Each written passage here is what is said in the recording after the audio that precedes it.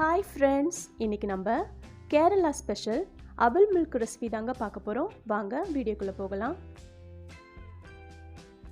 இன்னைக்கு நான் அவலை வறுத்து தாங்க சேர்க்க போறேன். நம்ம வறுத்து சேர்த்தாதான் நல்லா கிறிஸ்பியா இருக்கும். அவலை நம்ம சாப்பிடும்போது டேஸ்டாவும் இருக்கும்.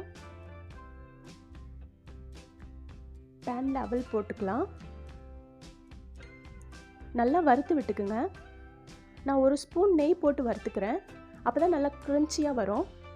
அவ்வளோதாங்க. ஒரு நிமிஷம் நல்லா வறுத்து எடுத்துக்குங்க. பாருங்கள், நல்லா கிரன்ச்சியாக இருக்குது.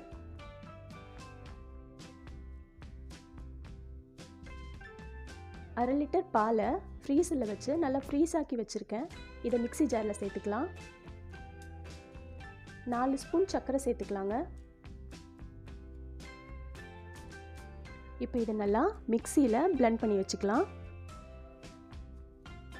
அரை லிட்டர் பாலுக்கு 4 வாழைப்பழம் எடுத்துக்கலாங்க. வாழைப்பழத்தை நல்லா மேஷ் பண்ணிக்கலாம்.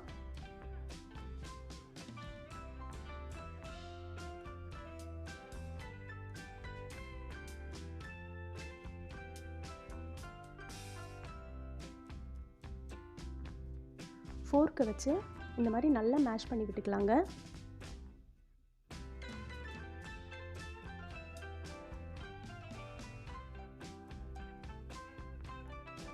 பாருங்கள், இந்த அளவுக்கு மேஷ் பண்ணி எடுத்துக்கணும். இப்போ நம்ம பிளெண்ட் பண்ணி வச்ச ஃப்ரீஸ்டு மில்கை சேர்த்துக்கலாம்.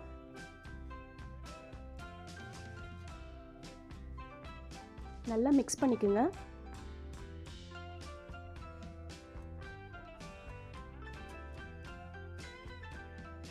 ஒரு 1/4 கப் போல் பால் சேர்த்துக்கிறேங்க.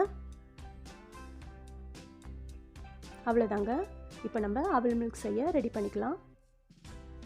நம்ம வாழைப்பழம் சேர்த்து வச்சுருந்தோம்ல, அந்த பாலை சேர்த்துக்கிறேன்.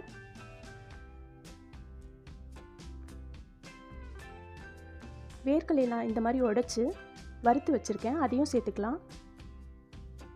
வறுத்து வச்சுருக்க அவளையும் சேர்த்துக்கலாம். பூஸ்ட் இல்லைன்னா ஹார்லிக்ஸ் எதுவாக இருந்தாலும் பரவாயில்லைங்க, ஆனால் ஏதாவது ஒன்று கண்டிப்பாக சேர்க்கணும், சேருங்க. அதே மாதிரி 1 by 1 மிக்ஸ் பண்ணிகிட்டே இருக்கலாம்.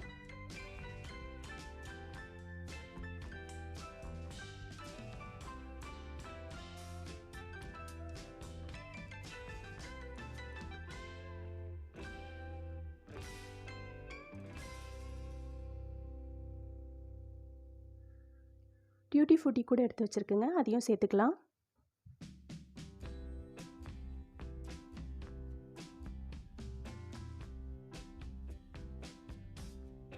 லேயர் லேயராக சேர்த்துக்குங்க.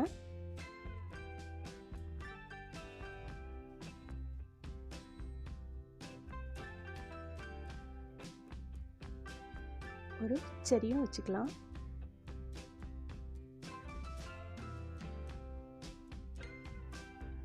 நல்லா டேஸ்டான க்ரன்ச்சியான அவல் மில்க் ரெடி ஆகிடுச்சுங்க.